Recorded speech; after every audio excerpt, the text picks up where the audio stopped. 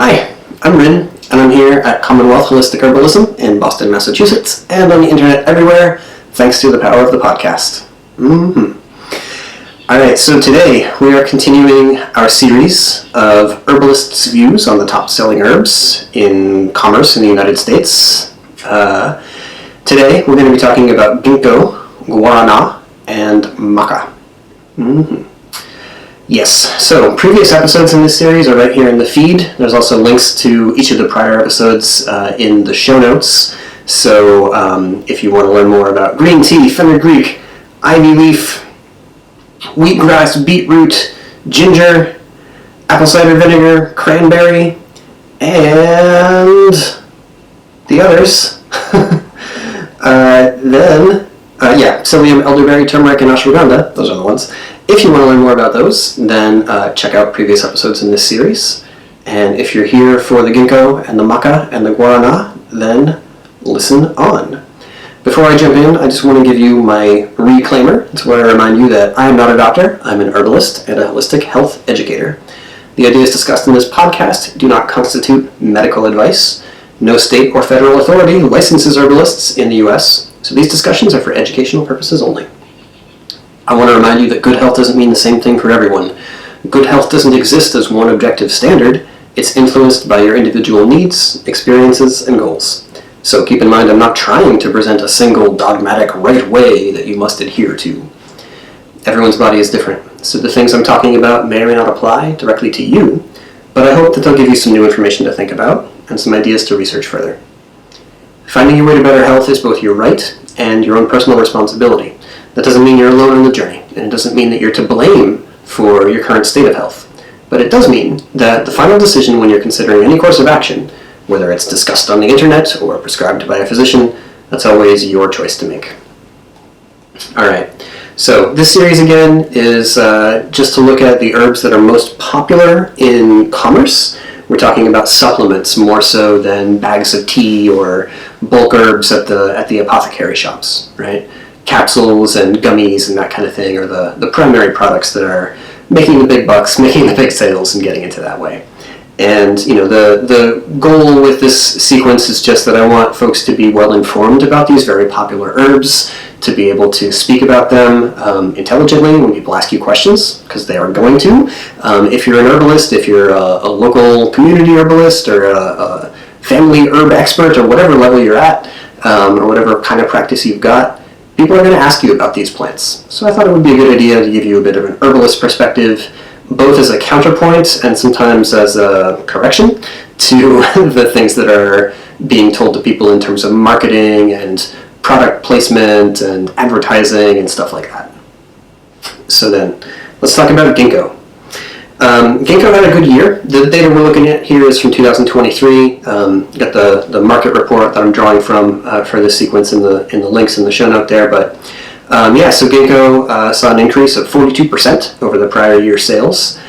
In all of the contemporary mainstream and commercial contexts that you're going to encounter Ginkgo, the main thing that people are selling it for and buying it for is cognitive support. All your thinky parts, And Europe has a pretty good reputation, even amongst lay people and popular press, as an agent that can support good cognitive function, good clear thinking, can be helpful with problems like brain fog, and even can be helpful in more severe issues like dementia and senility and Alzheimer's. Now, if you look at Ginkgo capsules and products, you look at a number of different products lined up against each other on Amazon or some other website, you'll notice that if you look closely at them, you look at the supplement facts label, a lot of them are made in a similar way, and it's what I call the 24/6 standard or 24/6 benchmark. What they would say is, this is in my capsule is an extract of Ginkgo. And what we've done is we've standardized this to contain 24% Ginkgo flavone glycosides, or sometimes that's written ginkgolides, but same group, right? And 6% terpene lactones. So these are two groups of constituents that are found in Ginkgo. Each one, the ginkgolides and the terpenes, has multiple members. but some or several members of each group have been found to be beneficial, have been found to be major contributors to its medicinal actions. So when you make an extract of ginkgo like this, you have a much higher proportion of those constituents than you would get in the leaf or a tea made from the leaf of the plant. In essence, this kind of concentration represents a concentration level of about 50 to 1.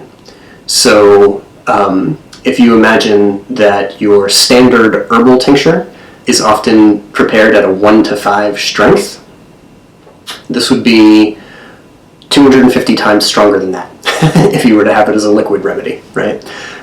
Most of the time these end up as little capsules, or it's like a resinous substance that's inside of a capsule, you swallow that down. But those are kind of two ways to express the same thing. A 50 to 1 concentration, right? We made an extract of ginkgo, we then concentrated it down 50 times, or we just set this target, we say we're going to make our extracts and then analyze it, and once we guarantee 24% ginkgo flavoglycosides and 6% terpene lactones, that's where we're going to say good, put that into capsules and ship it out, right? Now remember, standardization here doesn't mean that there is one standard that everybody must meet if they want to have a good product. It doesn't mean that there's a pharmacopoeia book that says if you want to make a good ginkgo extract, it should be a 50 to 1 concentrate and it should have this many, this percentage of ginkgolides and this percentage of terpenes. The word standard tends to make people think that, but standardization in the herbal products industry just means we, the individual company, have decided we will prepare our product in such a way that we meet these minimum representations each time. And we will do that through the process. The concentration process should guarantee that. We'll also assess. We'll take each batch, we'll take a sample, we'll check, we'll make sure we hit those targets. That's what we got. With ginkgo, we have an example of an herb where the standardization process used by multiple manufacturers turns out to be the same. And so and this is in contrast to certain herbs where this company might standardize to 10% of that constituent, that company standardizes to 5% of that constituent, and this third company standardizes to a whole different constituent in the same herb, right? So some plants, the standardization is much more variable from company to company. With ginkgo, it's fairly consistent. You tend to see either ginkgo products that are extract of ginkgo made to this 24/6 standard, or ginkgo products that are just powder in a shell, right? That's pretty much going to represent the whole field of products that are out there. And so we want to wonder, well, why? Why are all these different companies deciding to make it in a similar way? Is it because they're colluding with each other as part of a vast conspiracy? No, probably not. Is it because, oh, here it is. It's because there are scientific studies that have been done on 50 to 1 ginkgo leaf extract concentrates, and those have found significant benefit for dementia and Alzheimer's and other problems like that. Or other things that it was being studied to accomplish in human health. And so in this case, what I see is that companies have noticed that those studies exist. They have said, well, we can make a product that's done the way they made it in that study, and then anybody who's well educated is going to know that this is an effective product. If somebody is literally checking abstracts and comparing the methods, digging in past the abstract to the full text and getting the methods section out of there and saying, how did you prepare your ginkgo that was successful in this trial, they would see a product like ours, from our company. Okay. So that's what those product makers are saying to themselves, and why this has become, I guess we'd call it a de facto standard, or a de facto, consistent preparation method amongst different manufacturers. All right. So just some thoughts about the products you're going to find there. Now, those ginkgo extracts, right, those ones that are made this way, they're very well proven to enhance circulation, primarily to the head, to the brain itself, but also to the periphery, to the surface layer of your body, in addition. So ginkgo is not only an herb that is helpful for cognitive issues and brain fog and fuzzy thinking and memory problems and stuff like that. It can be helpful for those. But as an herbalist, I look at this herb and I think, okay, how is it helping those functions? Well, it straight up increases blood flow to your brain. And in addition to that, it does have some neuroprotective activity, like it's literally reducing the amount of oxidative stress and damage that occurs in your central nervous system. And so that also helps your brain function over time, right? So between those actions, that neuroprotective effect, that circulatory stimulant effect, especially up into the brain, those account, I think, for the majority of the effects that we observe on mentality, thinking, cognitive activity. The circulatory effects of ginkgo, which contribute to those actions, can also express for other problems, right? So ginkgo could be helpful for cold hands and feet, for impotence, right, which is most often a circulatory issue and not strictly a deficient testosterone problem, the way most people assume. Some have said, some teachers of mine have said that at least 70% of impotence issues can be repaired by improving circulation, and ginkgo is a standard herb to work with for that purpose. So anyway, impotence, right, and then tinnitus, ringing in the ears, that can often be improved by ginkgo because of a circulatory effect, a movement of fluid. Altitude sickness, certain forms of headache, although ginkgo may exacerbate some headaches and solve others, right? It's one of those divides. In general here, ginkgo is going to move blood toward the head, and so if the head is already full of blood, red face, maybe it's a heavy kind of a feeling in the head as you got your headache going on, you don't want to bring more up, you want to drain it down. That would be a good time for betony, stachys, instead of ginkgo. But if we had a pale face, deficient circulation to the brain, and a headache at the same time, ginkgo is quite likely to be helpful there. Maybe we combine it with rosemary and tulsi, see what kind of action we get from that. All right, so those are all things that are pretty reliably improved or influenced, let's say, by a ginkgo extract or a capsule. I want to say that we do find ginkgo leaf tea or tincture to be not entirely powerless, right? They're definitely milder than the concentrated extracts that those companies are selling. There's no question about that. But it still can be a helpful addition to circulatory formula, first and foremost. And I'll often put together formulas that are based on that idea of circulation. Maybe we're combining ginkgo with damiana and yarrow, two other herbs that are really effective at increasing circulation of multiple fluids, blood, yes, lymph, yes, extracellular fluid too. So that trio is quite powerful at moving stuck fluid and can be applied for a number of different imbalances in the system. Okay. Another thing I wanted to mention about ginkgo here is that you will find some companies selling you yellow leaves. And sometimes those are sold as autumn gold ginkgo. Now if you go searching on this, it can get a little confusing because there's also a cultivar of Ginkgo biloba plant that is labeled autumn gold. And it's just like, this is a variety of the ginkgo that you can buy from the garden shop and you can plant, and it will have beautiful, really yellow leaves in the autumn time, and it'll just look great in your yard, right? But autumn gold is also sometimes used as a marketing phrase in the context of ginkgo supplements. And what they're saying is that in this case, we actually waited for the leaves to get a little hint of yellowness or a little hint of gold color on them before we harvested.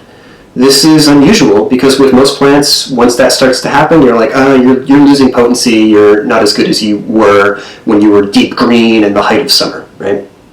With ginkgo, the ginkgolide, or the ginkgo flavone glycoside content, increases in the late part of summer and the early part of autumn, right? And so this is an odd circumstance where a little bit of yellowing on the leaf of your ginkgo tree could actually be an indicator of greater chemical potency. Okay? So if you see an herb shop or a prepared remedy, a tincture or something that says made with autumn gold ginkgo, that's probably what they mean and why they chose to do that. Okay. Now it's worth saying that traditional medicine, and we're pointing here specifically at traditional Chinese medicine, with ginkgo, focused not so much on the leaves. In the older texts, you see occasional reference to the leaf, a couple of minor applications for it, but the primary part of the plant that's most traditional was actually the fruits or the seeds or the nuts. In this context, these are all kind of interchangeable terms. All right. So those have a very intense flavor and smell, acrid, astringent, kind of like vomit. Okay, yeah. And so, when there are ginkgo trees in a city, they prefer vastly to plant only female trees. Only male trees that aren't going to produce and then drop the seeds all over the sidewalks, because they'll crack and kind of ooze, and people will stomp on them as they walk by, and the smell rises off of the hot concrete, and it's not great. I know this because there are a couple spots in Boston where either somebody made a mistake or they didn't have the whole plan in place, because there are ones that drop the fruits, and you definitely know it. But anyway, historically, that was the part people would work with. And those sensory qualities, the acrid element and the astringent element, as always, they tell us about the activity of this plant. In this case, we're expecting both some degree of a relaxant, even more specifically a bronchodilatory effect, opening up the lungs. Acrid flavors tend to do that. And then from the astringency, a tonification specifically of the mucous membranes, right? So you can imagine a condition in the lungs specifically where there was excess fluid production, excess mucus that we need to dry up and eliminate, and there was some constriction or some struggle in getting a full breath. This actually really well describes the conditions of tuberculosis, and ginkgo nuts, or remedies prepared out of ginkgo seeds, are a traditional remedy in Chinese medicine for that problem. Tuberculosis is obviously a very severe situation, right? And it's not an easy one to resolve, and traditional herbalists all around the world have struggled through the centuries to resolve this problem. It was a real major triumph when we found more powerful remedies to cope with that. And there's some really interesting history around that. There's a book Katja's been reading lately called Black Angels, which is about black nurses who worked at a facility, a treatment facility for people who had tuberculosis, just around the time that the cure, as it's called, was being developed. It was black nurses who worked there because the white nurses didn't want to, because it was so dangerous to work in a tuberculosis ward. So that's one. There's some other really interesting books out there. There's a recent one called Everything is Tuberculosis, I think by John Green, that's also about the way that the resolution to that was developed and the history and the tradition around that. So I'm not here saying, hey, if you know people with TB, just go get them some ginkgo nuts and they'll be fine. It's not as simple as that, but anywhere in the world where people were dealing with this, they would try to resolve the symptoms at the very least, or improve comfort, and ginkgo nut was one of the agents that was used for that.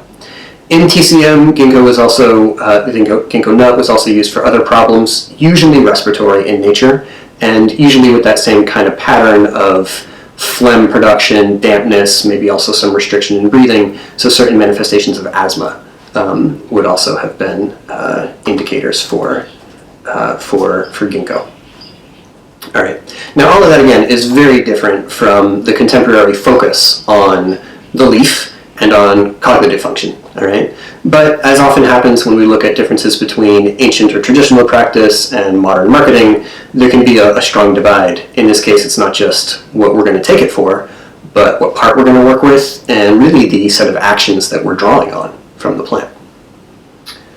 All right. So that's some thoughts on ginkgo.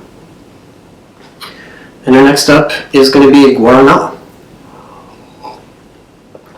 I want to say up front, I was very forcefully corrected in the way I used to pronounce guarana, because I used to say guarana.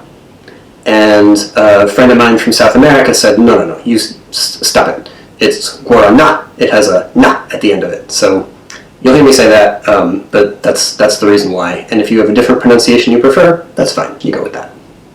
But we're talking about Guarana, Paullinia cupana. This one also had a pretty significant increase in sales in the year that was being documented. This was data from 2023, all right, but a 36% increase. And I'm always interested in increases in sales of stimulant herbs when the market report comes on, because they're very revealing. A more fatigued, a more exhausted, a more depleted population is going to buy more stimulants. And so in some sense, this is a reflection of people getting worn down on a more systemic level, and also turning to herbs as remedies for that feeling. So, Guarana is one of the major caffeine herbs on the planet. It is there together with its friends coffee, tea, cacao, cola nut, the caffeine hollies, right, which is yerba mate, huayusa, and yapan, and then there's guarana. And that's essentially it in terms of herbs that have significant caffeine content, like enough that you could make tea out of them and feel stimulated. All right. Now, guarana is I call it a clean caffeine source, or maybe a simple caffeine source. It is significantly easier to extract the caffeine from guarana than it is from coffee or tea if you want to isolate the caffeine. Okay. And part of this is really just because of the caffeine content of the plant. So guarana can be 4 to 6% caffeine by dry weight, whereas coffee beans are more like 2%, and tea can be generally like around 3%. So anyway, it's just easier if you're a large-scale manufacturer and you can get access to a bunch of guarana plant to make your isolated caffeine extract from that than from another plant. Now, if you had not just the caffeine from guarana, right, but a whole plant extract, you do get other things from it, especially in the group called methylxanthine alkaloids, okay, which is just the group that contains caffeine and also theophylline and theobromine and a couple of other friends, right? So those are also beneficial constituents. They have anti-inflammatory effects. Theophylline is a bronchodilator that can aid breathing and oxygen uptake. Theobromine has a mild stimulating effect, but often is associated more with a bit of a mood boost, and you can think about chocolate or cacao there, theobromine, right? Cacao has a much stronger representation of theobromine compared to other caffeine plants. So, it has all of those. And then also, like green tea, guarana also contains the anti-inflammatory group called catechins. So those are included in this plant as well. All right. Now, when it comes to medicinal effect, of course, just getting stimulated, just having quote-unquote energy, is a medicinal purpose or an intention that people can have for plants, and that certainly includes all the caffeine herbs. So all right, that's there. Beyond that, into like symptoms or discomforts, any of the caffeine herbs can be helpful for some, but again, not all, headaches. Caffeine is vasoconstrictive in your head and in your brain. So it helps when you had what you call a vasodilatory headache. The blood vessels in your head are too open, too much fluid is in them, there's too much pressure in the area, pushing on some nerves and causing some pain for you. So if you then tighten those down, then you will squeeze out the excess fluid and you will relieve the pain. Okay.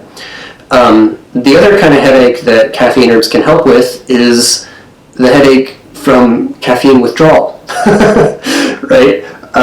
No surprise there, but that's a source of headache that many people may experience, and it's not the final solution to those headaches, but it is definitely an acute situation or an acute resolution for them.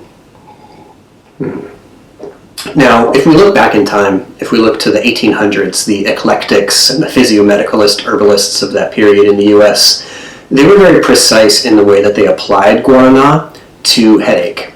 They said, this isn't for headaches of all types, but it's only for those that are associated with deficient cerebral circulation. Like I said earlier, blood flow to the brain. We can see a connection here between ginkgo and guarana. Both of them, and really all the caffeine herbs, are herbs that are going to increase blood flow to your brain. So the herbalist William Cook, writing in a book called A Compendium of the New Materia Medica in 1896, he wrote about guarana that it, quote, increases the cerebral circulation, causing the face to flush, the brain to feel full, and the mind to be first excited and afterwards drowsy. Its influence in sick headache, and that's a word they used at the time for migraine, okay? Its influence there is promptly stimulating toward the brain, and as that influence is frequently needed in the condition of cerebral anemia, present in some attacks of this malady, not enough blood in the brain, guarana gives much relief in such cases. But it is of no use in cases having a gastric or hepatic origin, and where the face is already flushed with dilated vessels. So he's saying here, some migraines and some other headaches are really due to indigestion or liver inflammation and other kinds of irritation like that.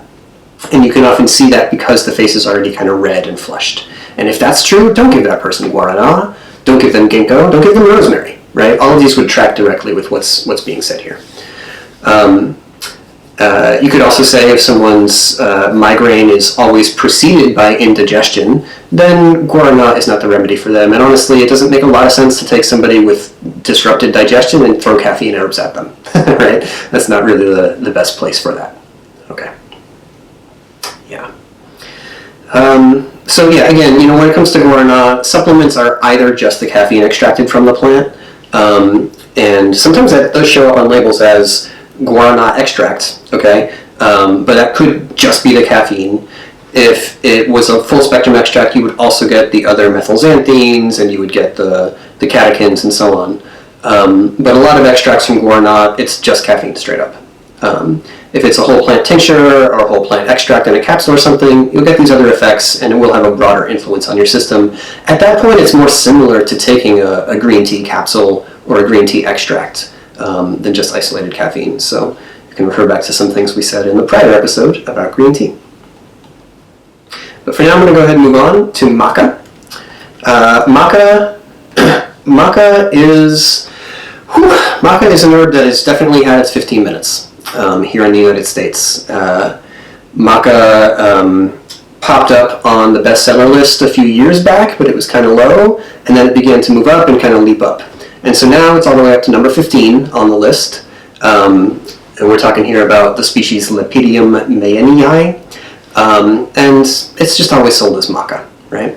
So, this is a plant that is marketed as an adaptogen, and often with a particular leaning in that realm towards reproductive health or sexual function. The idea, like, you're stressed out, you're having problems with libido, you're having problems with vaginal dryness, you can take maca and it will relieve your stress, and it will, increase your interests and capacity, for sex. So that's the major way that you see this marketed nowadays. It's also sometimes referred to as Peruvian ginseng, and I find that more often the case when people are marketing towards athletic performance or athletic enhancement, right? This is going to make you stronger, faster, farther, that kind of thing. So there's that kind of connection, and again, it's often used with that reference back to ginseng, because people know that, and they're like, oh, another ginseng, let's get that too, that could be good. Now, about these claims around reproductive effects, especially hormonal-based effects, the science on this is, put it nicely, inconclusive, right? So when we look at specific studies, there's some evidence that eating maca consistently over time can improve semen quality, like the health of the sperm and that kind of thing, or the concentration of them. There's really inconclusive evidence regarding relief from menopausal symptoms, and there's no really clear or direct action that's been identified from this plant or its constituents on testosterone or other reproductive hormones. Occasionally you see reference to some supposed or theorized estrogenic activity of the plant, but honestly that's just by comparison to other herbs in the same group or the same family, and the estrogenic activity of these is pretty light. This is in the Brassicaceae family, the cruciferous vegetable family, like broccoli and collards and kale and things like that. And those, again, if you get to a real microscopic level and you point at some specific constituents, you can say, oh, this has some degree of an estrogenic activity on these mouse tissues in a petri dish, right? But it almost never has real relevance for hormonal elements in your body in the context of let's boost your production of this, or let's give you a phyto version, like a phytoestrogen, let's give you one of those directly. That's not really what's going on with maca. So the thing is, though, that those purposes with maca are very, very popular, right? People love the idea of taking a supplement and having better athletic performance, right? They love the idea of taking an herbal supplement, something all natural, right? And having a major improvement in their sex life. People are hyped about that. And so this has led to a really rapid increase in demand for this herb. That's reflected right here in the market report, right? We see the increase in sales year over year. We see the herb making its way up the charts. One of the results of this, and it's one that we want to take really seriously, is that the original places where this plant is grown, largely around Peru and other country delineations within the Andes Mountains, there have been pretty significant consequences for the people there who have cultivated and grown this herb for generations, including literal access to the herb for the people who grow it, especially on the level of being a staple food. Okay. So what can be happening here is somebody comes in and says, we're going to buy all the maca you've got, we're going to pay you enormous amounts for it, and we're going to ship it overseas to an American supplement company or to other places in the world. And then the people there, they might get a little money, but maybe not really enough for all the work they're going to make a nice product, and now they're also not having access to their own traditional food. So there's some issues on that level. Most of the folks in Peru who are digging into this, ecologists and so on, and also people involved in social justice work, are pointing more towards what they're calling biopiracy, right? So we're talking here about illegal export of the plant and then mass cultivation of it in other countries, most notably in China. So what essentially happened was folks in China said, hey, there's an herb that's getting more popular in the global market. And right now it only grows in these mountainous regions in Peru, but hey, we've got mountainous regions in China. What if we go and we get some and we bring it over here and plant it and then we sell a whole bunch of it? And while we're at it, we can undercut them on price and we can become the new world supplier. So that process has been running for many years now. And this has led to folks in Peru who are growing the herb in its original homeland who aren't able to sell it or aren't able to get the same price for it that they used to because there's a flood of cheap product coming from China.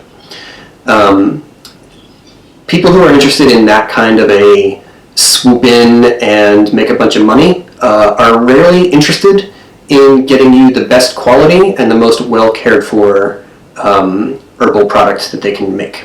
So this is similar to other ranges of newly popularized or 50 minutes of fame herbs being then cultivated on a mass scale in China to undercut the global market. And we've often seen issues of contamination associated with those products. Maybe they're grown in fields where there's heavy metal pollution, maybe there's a lot of pesticide application that's not thoroughly removed or cleaned or can't be from the finished material. And so there can be these kinds of contamination on those. All of this means be very picky about where your maca comes from. Ideally, we would be getting this from, organic because of the traceability fields in Peru and related countries, but also ones where we know something about the social conditions of the workers, the growers, the field workers especially, the people who are on the ground planting and growing and harvesting this stuff. So I would be looking for equal exchange and fair trade and certifications of that nature if I'm going to ever buy any maca. For similar reasons, we must also be careful about adulteration, right? So contamination is some toxin, some poison, some pesticide got onto my herbal product and stayed there all the way until I ate it, right? That's contamination. Adulteration is this person said they were going to sell me one thing, and it turns out they sold me something else. So remember, a lot of maca products are being sold for sexual performance, athletic performance, and even occasionally for weight loss. Just like anything else that gets popularized, somebody will tell you it's going to help you lose weight, right?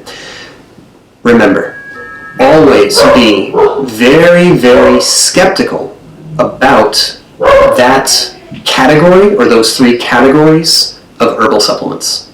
Always be skeptical about weight loss, sexual performance, and athletic performance products, because they're the most likely to be adulterated, maybe just not with the herb you thought you were getting, could be with a cheaper herb, could be with a less effective herb, okay? But also, this is where we see most frequently adulteration with pharmaceuticals. You know, somebody sells you a product and says, this is an all-natural sexual performance enhancement for male virility, right? And somebody buys it and takes it, and then it turns out that there might have been some herbal material in there, but there was also a bunch of Viagra just put right into the product, and they tried to sneak by and make sure nobody noticed, but sometimes people get caught. So again, those categories of herbs, athletics, sexual enhancement, and weight loss, are most likely to be adulterated. And I would definitely be very cautious about where I get my Maca products from, because they could be susceptible to that kind of thing. Okay. I wanted to circle back though, right? I had said this plant is in the Brassicaceae, that it contains some glucosinolate. I want to mention that it contains some of these constituents called glucosinolates, which are pungent, and they give that kind of warmth, that mustardy heat that you get in a lot of the plants in that family, most notably mustard greens, right? But they're there in all of the Brassicaceae plants. They're also anti-inflammatory and anti-cancer. And as far as the liver and the hormone goes, this might be the place that this herb would be most effective in terms of altering your hormonal status, because glucosinolates enhance liver's elimination of, call them spent or used up hormones, right, or excess hormones that you don't need in the system anymore. When we're thinking about quote-unquote balancing hormones, don't only think about, well, I'm too low on this one, so I got to put more into my body, right? The ratios between hormones can be much more important than the gross amounts of each one in your body. And so some forms of hormonal imbalance can primarily be due to a deficiency in elimination. Maca, to the extent that it helps with hormonal issues, my take is that it would be helping primarily with the elimination of excess hormones that you don't need in the system any longer. The glucosinolates in there can do that pretty well. There's also some sterols, which have similar activities on liver function, and there's some alkaloids in this plant too that can enhance activity. So I think that when people do see some improvements in hormonal patterns, maybe they're even getting some blood draws done and seeing levels change, I think it'd be more on this range rather than something like a phytoestrogen plant or something that's triggering the production of a given hormone in your system. I don't believe that's the way that Maca does what it does. All right. It's worth saying that, like other brassica plants, Maca does have some constituents that can inhibit thyroid activity if you were to get large amounts of them over an extended period of time, right? So this is true for any of the Brassicaceae plants, including spinach. If you were to eat just a lot of raw spinach all the time, every day for long periods, ultimately that can impede or inhibit the function of your thyroid.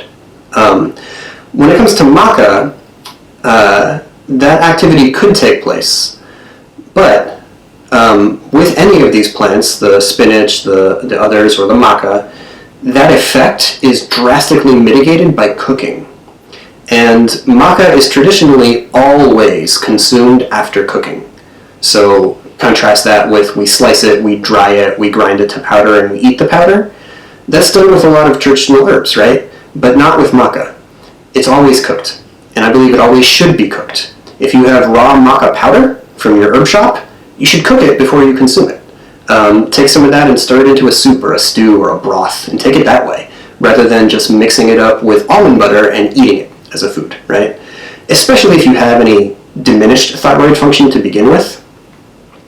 I suppose there's some argument to be made for people who have hyperthyroid, excessive thyroid activity, that they should just feel free to take unprocessed Maca or unprocessed spinach and try to intentionally suppress thyroid function. I don't usually advise people in that direction. I think there's other ways to address that problem, but you do see that proposed every now and then, all right?